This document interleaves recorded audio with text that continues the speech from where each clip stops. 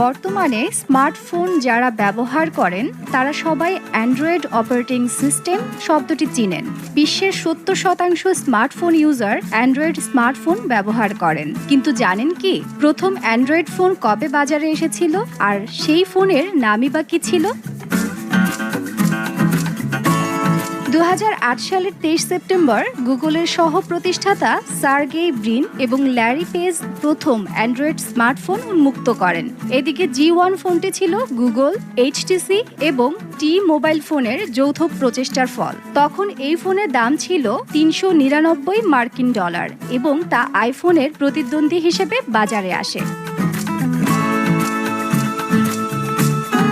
এটি মূলত HTC dream নামে পরিচিত।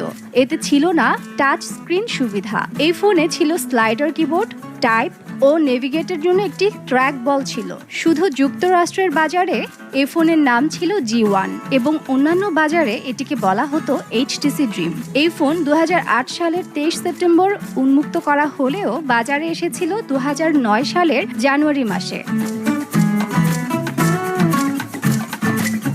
এই ফোনে ছিল না কোনো হেডফোন জ্যাক। ফোনে হেডফোন যুক্ত করতে অ্যাডাপ্টার প্রয়োজন হতো।